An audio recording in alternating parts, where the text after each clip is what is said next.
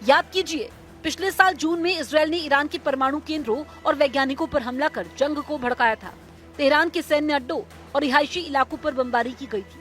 हजारों लोगों की जान गई थी, जिनमें ईरान के वरिष्ठ कमांडर और शीर्ष परमाणु वैज्ञानिक शामिल थे। लेकिन ये हमला उल्टा पड़ गया। ईरान ने मिसाइलों और इसी 12 दिवसीय युद्ध ने अंतर्राष्ट्रीय राजनीति का संतुलन बदल दिया। अमेरिका और पश्चिमी देशों ने इजरायल को बचाने की कोशिश की, लेकिन ईरान ने साबित कर दिया कि वो अब सिर्फ रक्षा करने वाला देश नहीं है, बल्कि आक्रामक जवाब देने की क्षमता रखता है। आज हालात फिर उसी मोड़ पर खड़े हैं। ईरान की चेतावनी ने संकेत दे दिए हैं कि अगली जंग पहले से भी ज्यादा घातक होगी।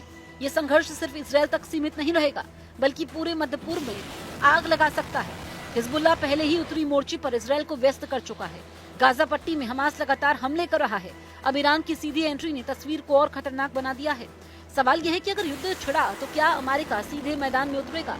क्या रूस और चीन इस मौके का फायदा उठाकर पश्चिमी गठबंधन को घेरेंगे? और सबसे बड़ा सवाल, क्या दुनिया तीसरे विश्व युद्ध के मुहाने पर खड़ी है? ईरान के बयानों ने साफ कर दिया है कि तेहरान अब पीछे हटने वाला नहीं है। वो खुद को शिया दुनिया का रक्षक मानता है। इजरायल को मिटाने का उसका एजेंडा खुलकर सामने आ चुका है।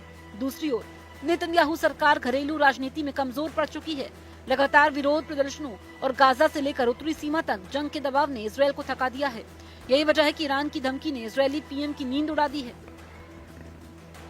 यानी तस्वीर साफ है, जंग कभी भी छिड़ सकती है, और अगर ये जंग छिड़ी तो इसका असर सिर्फ तेहरान और यरूशलेम तक सीमित नहीं रहेगा, बल्कि तेल की कीमतों से लेकर वैश्विक अर्थव्यवस्था तक हर चीज पर पड़ेगा।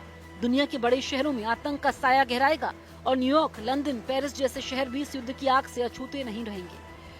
तो अब सवाल ये है कि क्या ईरान और इजरायल की ये तनातनी वाकई तीसरे विश्व युद्ध का रास्ता खोल देगी, या फिर अमेरिका और पश्चिमी शक्तियां किसी तरह इस बारूद के ढेर को फटने से रोक पाएंगी? तस्वीर बेहद डरावनी है और संकेत साफ है। ईरान और इजरायल के बीच अब केवल वक्त का फासला है।